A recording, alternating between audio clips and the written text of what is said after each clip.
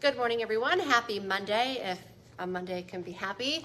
Lisa, Scott, Dylan here. Well, Dylan's riding a high. We're going to talk about the Twins a little bit later. You're very excited, as so many other Twins fans are too. Anyway, it is October 9th. We are live, of course, every weekday morning, so getting things started here. We make this into a podcast as soon as we're done, so you can find that at inform.com/podcast. Look for the Inform Minute. You can find us on our YouTube channel, our Inform YouTube channel, and of course live on air on WDAY every weekday morning. And I've also noticed that you can also watch us live on inform.com. So, you know, grab your phone, check the latest headlines, and wake up with First News. We love that. So, okay, starting off the week, we talked about a lot. You talked about fall colors, you know, the end of frost and freeze warnings, but could we just start with the forecast for this week? It's pretty nice and fall-like. It's pretty much repeat. Temperatures falling into the upper 20s to low 30s in the mornings, and then by the afternoon, back to the 50s. Pretty much every single day. Only difference towards the end of the week, maybe a shower or two, but that system looks to be mostly to our south. But yeah, the frost advisories, freeze warnings, National Weather Service, Bismarck, stopped issuing them.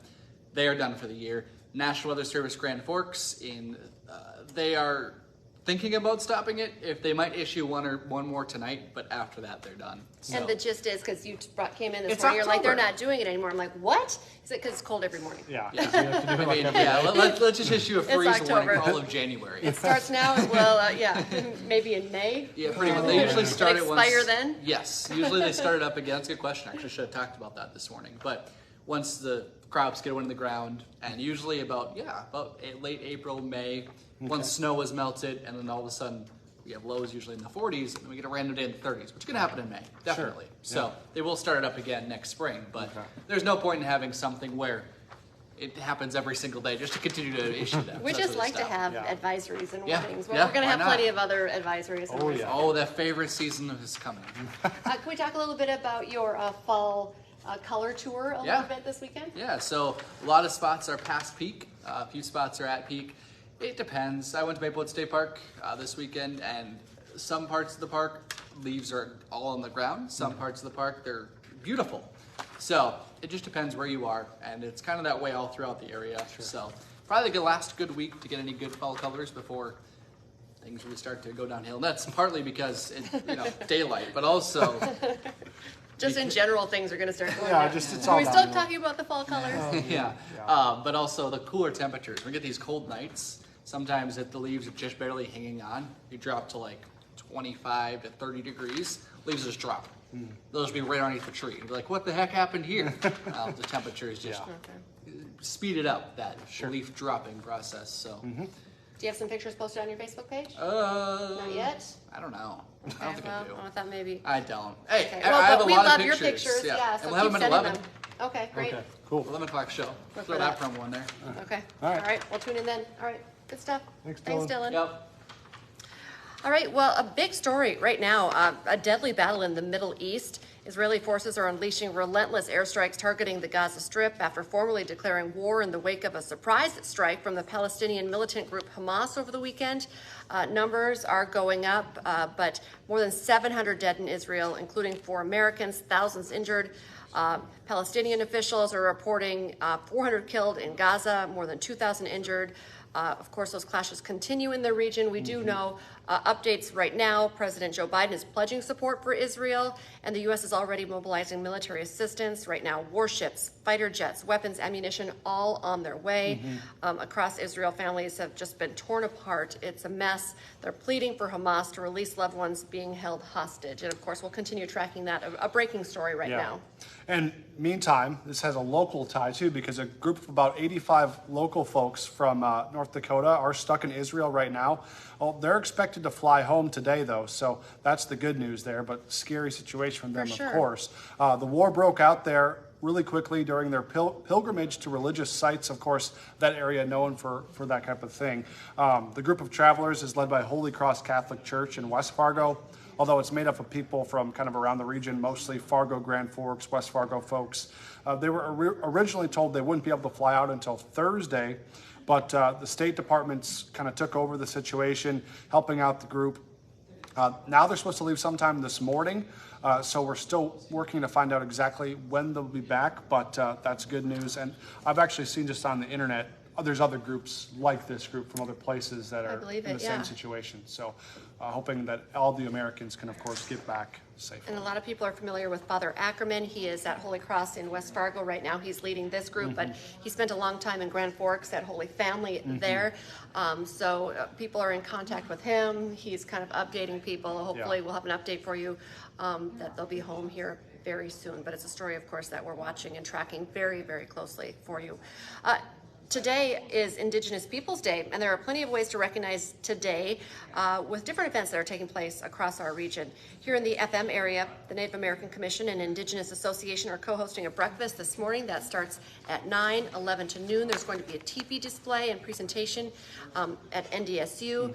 At the Yumcomp Center, a really incredible Native American history exhibit is up right now that you should check out, hearing really great things about that. And then at 6 o'clock tonight, there's going to be a powwow at the Moorhead High School. Have you ever been to a powwow?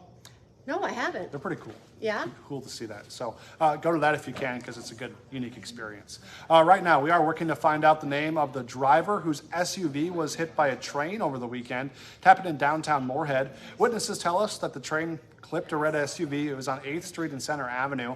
Officers say the 32-year-old driver was from Fargo. They stopped below the railroad crossing arms. That's when the car was hit by the train. Driver was brought to the hospital for non-life-threatening injuries. We're still working to get an update on their condition right now. And this morning, the investigation into what exactly caused that collision is still ongoing, so some unanswered questions there. We're also working to find out if the driver will face any charges. Today is the start of Fire Prevention Week, and the Fargo Fire Department is reminding people to be cautious, especially inside their homes, to help prevent house fires. 49% of all U.S. fires are house fires. So some of the tips, just always keep an eye on your food. Yeah. Don't, watch the kids, go here or there, anything like that. Also, some small reminders: keep all pot handles turned toward the back of the stove. Keep a lid nearby, so if a fire does start, you can slide that lid on the top, turn off the burner. Make sure to keep pets and children away from those surfaces that you cook on as well. Yeah, it can happen so quick, so Yep. just be careful. All right, happening today, Congress returns to Capitol Hill, and pressure is now building on House Republicans to find a replacement for ousted Speaker Kevin McCarthy. Right now, House Majority Leader, I should say, Steve Scalise, and Ohio Congressman Jim Jordan are the two candidates vying for the speakership to replace McCarthy. They're set to make pitches to fellow Republicans at a closed party conference discussion. That's happening today.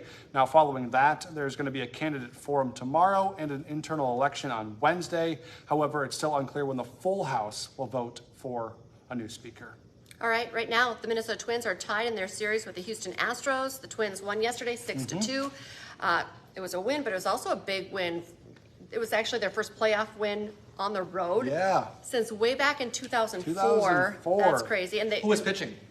I don't Do you know, but know? they were playing the Yankees. Johan Santana. Yeah, that makes sense. Okay. Pablo Lopez kind of feels like the new Johan for us. Don't jinx it. But he's looked solid. Through 2 games? I mean, he showed up to game 1 of the wild card series in a Johan Santana jersey. That was cool. Yes, and then last night he just destroyed the Astros. It was awesome. After watching the Vikings do Vikings things, and then turning on the Twins and just immediately just being like, all right, this is probably not going to go well, but we're going to watch it. Let's ruin the rest of my week. Tuned it in, and It went well. it did go really well. Correa, first inning, Yeah. RBI double, and then we had that 2-run home run by Kyle Farmer, and then it just kept on piling on. Yeah, So it's it's awesome. How late did the game go? Was it 10:30. Okay. I was Late up game. until then. I am very tired this morning, but that's okay. And the next game is? Tuesday at 3 o'clock, and then Wednesday it's either at 1 o'clock or 6 o'clock, depending if the other series, the AL series between the Rangers and Orioles, is a sweep or not. And right now the Rangers are leading 2-0. So if the Rangers win on Tuesday, the Twins game gets moved to 6 o'clock on Wednesday. Okay. If they lose, then the Twins game's at 1 o'clock. And you're going to be there. I'll be on the Wednesday one, yes. That's Bought my exciting. tickets last night. I'm There you go. pumped. But first up, tomorrow at 3 at Target. Tomorrow at 3, yes. You keep saying Tuesday because your days are all off. You're up Oh, till 10:30. yeah, tomorrow's at 3. and Tomorrow's then- Tuesday. Tomorrow's Tuesday. I work weird. I know. Yeah. I don't understand I know. which way is No, up. I get it. Wednesday's you worked my all Friday, weekend. You worked so, all weekend, yes. so you're like, yes. Nonetheless, an exciting time for all Twins fans, It and is. we hope they can continue their all- postseason success. And Dom's going to be talking about the Twins on Hot Mic today. It's Overreaction Monday.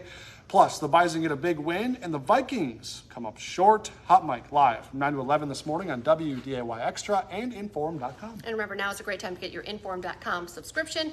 It covers all the news and weather and sports headlines that we just talked about here. 99 cents a month for your first 3 months. It's a great deal. Just go to Inform.com/subscribe to check it out. Yeah, and then join us the rest of the day for our newscast. Our next one's at 11 o'clock, then 4, 5, 6, 9, and 10.